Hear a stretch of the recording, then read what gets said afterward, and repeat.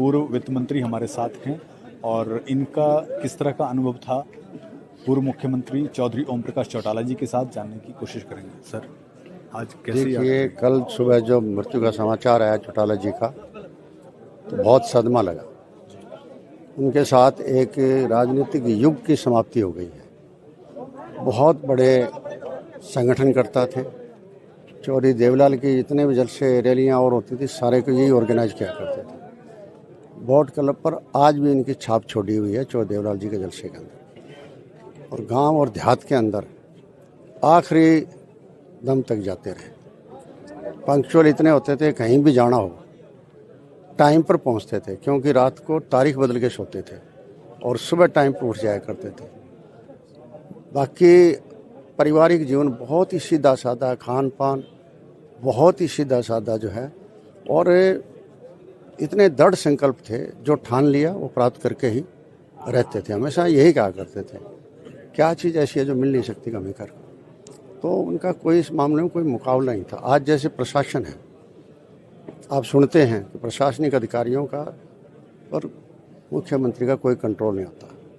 इनके टाइम में मजाल इनको कोई गुमराह कर दे, मुख्यमंत्री जी को कोई डीसी या एसपी कोई भी कर दे, बाकायदा वो जनता की पहले सुनते थे, अफसरों की से लागू करवाते थे। कोई भी चीज़ जो पॉल्यूशन हाउस किया करते थे, उनका इस बात में कोई सानी नहीं। सर, आप चौधरी देवीलाल जी के साथ भी रहे हैं।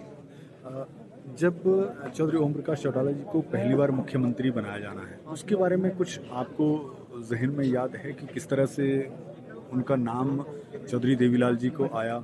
कुछ आप बताएं। देखिए, जब बात आई वीपी सिंह के प्रधानमंत्री बनने की बात आई, उस टाइम चौधरी देवीलाल जी के दो दिमाग चल रहे थे। एक चल रहा था कि मैं सेंटर में प्रधानमंत्री बन जाऊं, और दूसरा चल रहा था कि हरियाणा में मुख्यमंत्री रहूं। तो काफ़ी दोगा चिंता में थे। 9-10 बजे सो जाया करते, लेकिन उस दिन 11 बज गए थे। मैं भी उनके पास गया रात को, हरियाणा भवन में, दिल्ली। ये दिल्ली की बात आई। यस। तो मैंने कहा जी सो गए होंगे, पर नहीं, आज नींद नहीं आ रही। सुन, कारण क्या है, फटाफट बता दिया कि मैं सेंटर में जाऊंगा तो हरियाणा में पार्टी टूट जाएगी, क्योंकि दोनों भाइयों का आपस में उस टाइम चल रहा था। तो मैंने कहा जी कोई नहीं टूटेगी, आपकी बनाई पार्टी है, कतई रहेगी, आपको सेंटर में जाना चाहिए। तो उन्होंने कहा ठीक है, तो हरियाणा में ओम चला लेगा। मैंने कहा बहुत तगड़े तरीके से चलाएगा, संगठन करता है, एक एक आदमी को जान पहचान उसकी ज़बरदस्त थी। लोगों को मेरे ख्याल में इतना नाम तो कोई आदमी जानता ही नहीं था, जो भाई नेम जाना करते थे। तो बोले ठीक है। तो उसी टाइम उन्होंने वीपी सिंह को टेलीफोन किया कि कल सुबह मैं आपके साथ डीपीएम की शपथ ले रहा हूँ। और इस तरीके से वो प्रधानमंत्री बन गए और मुख्यमंत्री चौधरी ओम प्रकाश चौटाला जी बन गए। सिर्फ उनको शंका सिर्फ एक ही बात की थी कि भाई आपस में ग्रुप बन रहे हैं, क्योंकि उस टाइम चरणजीत सिंह जी इनसे अलग हो गए थे, मंत्री पद से इस्तीफा दे के अलग हुए थे। 5-7 और लोग भी अलग हुए थे। तो इनके दिमाग में शंका ही थी।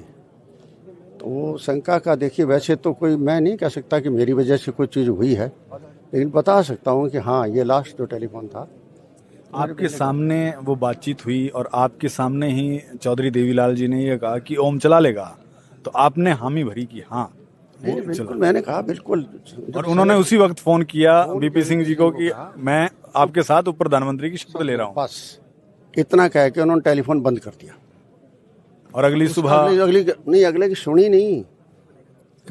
अगली सुबह उप प्रधानमंत्री की शपथ ली। आपके शपथ क्या ली? उस दिन तो प्रधानमंत्री चुन लिए गए थे।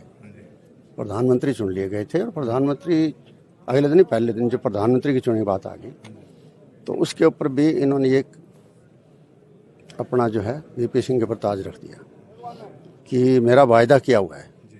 चौधरी देवलाल हर जलसे में हरेली में यही कहते थे वीपी सिंह को प्रधानमंत्री बनाएंगे। मैं मेरे वादे का अड़ी हूँ, मुझे कोई पद से लालच नहीं है। कोई पद तो ठोकर मारी चलते। हमेशा वो तो इस्तीफा देने में उनको स्वाद आता था, हमेशा चुनाव लड़ने में, संघर्ष करने में। और जो चौधरी देवलाल जो कुछ रहे, उसमें बहुत बड़ा हाथ चौधरी ओम प्रकाश चौटाला जी का भी रहा है, और मेरी राजनीति में उनका बहुत हाथ रहा ही रहा, इसमें कोई दो राय नहीं। लेके मुझे चौधरी देवलाल आए थे राजनीति में, लेकिन इन्होंने मुझे बहुत मान सम्मान और बहुत इज्जत दी हमेशा से, जो है ना, और राय भी लिया करते थे बहुत मामलों के अंदर।